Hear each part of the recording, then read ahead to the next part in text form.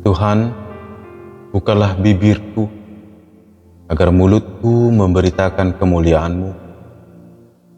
Ya Allah, ingatlah aku sesuai dengan anugerah-Mu. Tuhan, dengarkanlah aku sesuai dengan pertolongan-Mu yang penuh dengan kesetiaan. Kemuliaan bagi Bapa dan Anak dan Roh Kudus, seperti pada permulaan, sekarang dan dari kekal hingga kekal. Amin. Haleluya.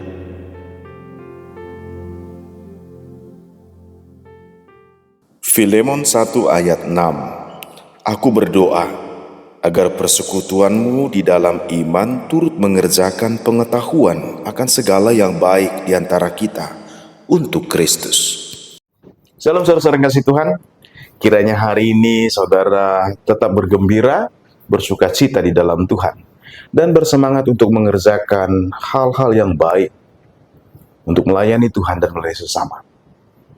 Saudara kasih Tuhan, jikalau Anda pernah dikhianati, dikecewakan, dan suatu ketika orang yang mengecewakan itu menunjukkan perubahan yang luar biasa, yang dia sudah menjadi orang yang baru, bersediakah saudara menerima dia?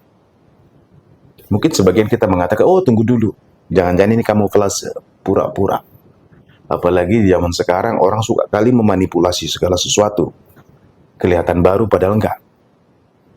Nah, saudara kasih Tuhan, untuk mengenal bahwa seseorang itu telah berubah adalah bukan karena perubahan sikapnya, tetapi perubahan kecenderungan hatinya, di mana yang bisa mengubahkan hati adalah kasih Allah sendiri.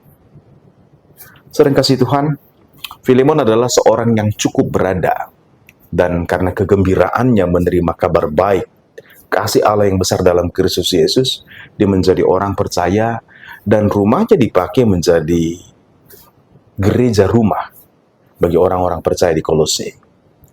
Tetapi, di antara, karena dia orang kaya, dia punya hamba. Di zaman dulu masih ada perbudakan. Onesimus lari dari rumahnya. Mungkin juga entah mencuri, nggak dijelaskan kenapa dia berbuat salah dan memilih berlari. Tetapi hal itu membuat Onesimus mungkin nama baiknya juga rusak. Sebagai warga kerajaan Roma, tentunya Filemon berhak untuk menjatuhkan hukuman, bahkan menangkap kembali Onesimus. Tetapi Paulus mengirimkan surat kepada Filemon berkenaan dengan Onesimus, supaya Filemon menerima kembali. Dan Paulus menceritakan perjumpaannya dengan Onesimus. Bukan sekali perjumpaan Onesimus minta tolong, enggak. Tetapi memang Onesimus telah diubahkan oleh kasih Allah. Dan bahkan belajar dari Paulus dan melayani Paulus, sekalipun Paulus dalam penjara. Dan telah menjadi rekan sekerja dari Paulus untuk memberitakan Injil. Saudara kasih Tuhan, tiba-tiba Rasul Paulus mengirim surat kepada Filemon untuk mau menerima kembali Onesimus.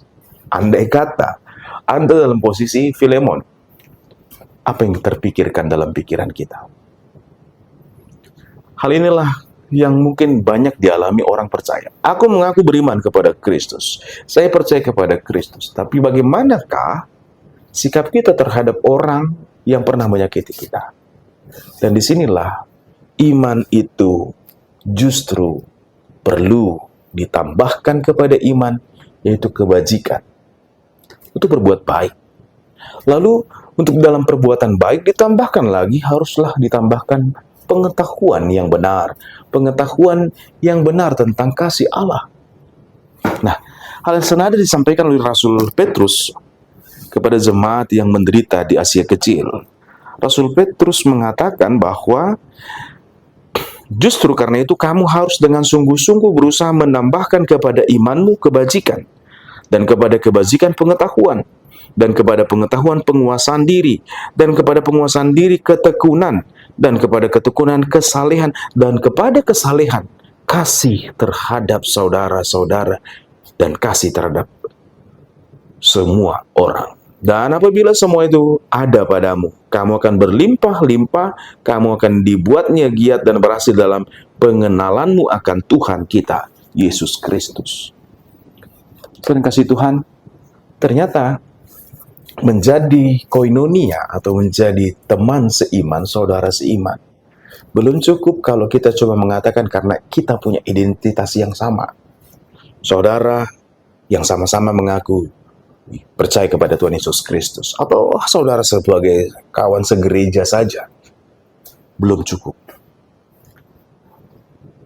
Kita akan boleh belajar untuk memandang kasih terhadap saudara itu justru melalui tahapan yang panjang, bahwa kita mengaku percaya, tetapi kita harus belajar untuk berbuat baik, kebajikan, berbuat baik, lalu pengetahuan, sehingga tidak mudah dimanipulasi, tetapi juga memiliki pengetahuan tentang mengasihi seperti Kristus, hati Kristus. Lalu ketekunan, terus-menerus, continuously, dan berkesinambungan dalam hal melayani sesama. Lalu ditambahkan lagi kesalehan. Baru kita bisa mengasihi sesama saudara, pasti.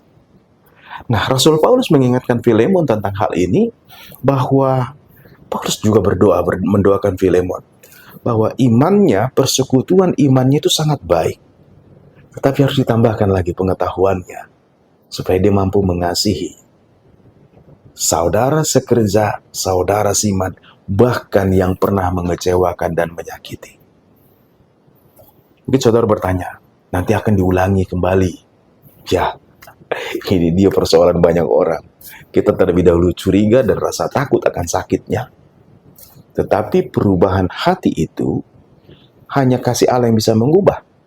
Dan kita akan tahu apakah dia berpura-pura, berkamuflasekah, atau memang ketulusan hati. Dan itu akan kelihatan karena Roh Kudus akan menuntun kita mengenali dengan baik. Sering kasih Tuhan, ini adalah panggilan bagi kita. Kalau Kristus mau mengampuni kita, bahkan kita yang menyakiti hati Tuhan, dan Tuhan yang mengajarkan kepada kita teriakannya di kayu salib, bahwa Bapa ampunilah mereka, sebab mereka tidak tahu apa yang mereka perbuat. Bukankah kita juga sepantasnya belajar dari kasih Kristus yang telah menerima kita, yang ikut menimpakan beban dosa yang ditanggung oleh Kristus? Kiranya hari ini kita tetap bergembira dalam Tuhan. Dan mari belajar untuk menerima kebaikan Tuhan dengan melihat kebaikan yang Tuhan kerjakan di dalam diri dan di dalam hidup setiap orang. Sehingga kita dimampukan boleh mengasihi sesama saudara dengan ketulusan hati. Saya dikasih Tuhan, kasih gak pernah gagal. Jangan biarkan kasih menjadi dingin hanya karena kita khawatir atau kecewa atau karena takut. Kasih Kristus tidak pernah gagal. Kalau kasih Allah pernah mengubahkan engkau, berdoalah, berusahalah. Karena kasih Allah juga yang bisa mengobati hatimu dan juga mengubahkan hati orang yang pernah menyakiti engkau. Mari arahkan hati kita kepada Kristus selalu. Biar Kristus yang menjadi Raja di dalam hati dan pikiran kita, di dalam jiwa kita, di dalam hidup kita. Tuhan Yesus memberkati.